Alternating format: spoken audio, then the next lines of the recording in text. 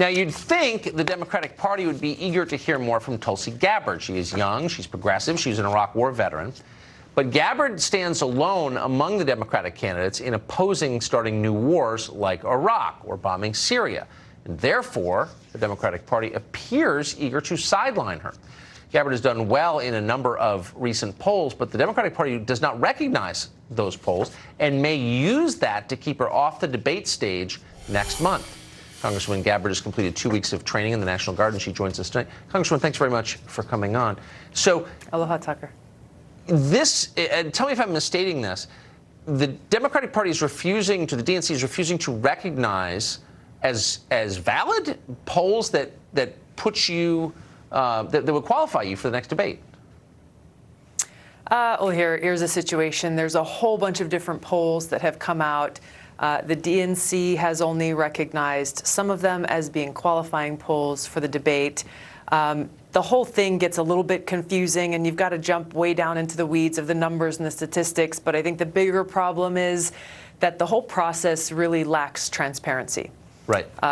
People deserve having that transparency because ultimately it's the people who will decide who our Democratic nominee will be and ultimately who our next president, commander-in-chief will be. And when you see that lack of transparency, it creates, a lack of faith and trust in the process.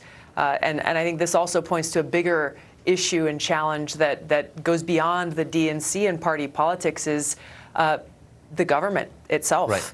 There's people who are increasingly losing that faith and trust in the government because they see a lack of transparency there. They see that we don't have a government that is of, by, and for the people. And really what they see is a small group of really powerful political elites, the establishment, making decisions that serve their interests and maintaining that power while the rest of us are left outside. The American people are left behind. So these are the deeper-seated issues that I think it's important that we recognize, and that for me as president that I would seek to change, that we'd actually fulfill that vision that our founders had for our country of having a government that is truly of, by, and for the people, and making it so that people can trust that our leaders are listening to them and making decisions not based on partisanship, but based on serving their interests. You got sideways with the political establishment last presidential cycle because you didn't jump aboard the Hillary Clinton Express immediately.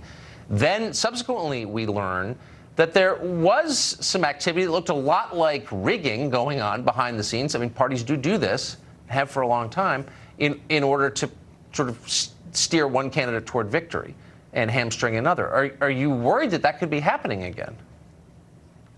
Again, I've got some concerns about the process, and I think a lot of them go to that lack of transparency, because when you have transparency, then people are able to see, okay, well, here's the process, here's what's going on. That's not really what we're seeing right now, especially around all these polls and the qualifiers and the non-qualifiers for the debate. For me, I can just say that whether I'm on that debate stage or not, I'm going to continue focusing on speaking directly to voters across this country, connecting with them and recognizing that no matter what the powers that be in Washington say, the power lies in the hands of the people of this country, all the people of this country, that when we exercise our voices, that's how we can really bring about the kind of big systemic change that we need to see that goes far beyond just the next election. It goes back towards what I was talking about, is actually bringing the voices of the people to the forefront.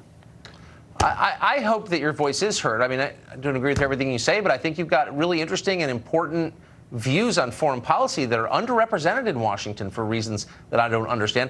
Most of the country actually agrees with them, but no one in Washington does. And so I hope that you can tell the country about what you think on those topics. Congresswoman, thanks for joining us tonight. We will continue. Thank you, Tucker.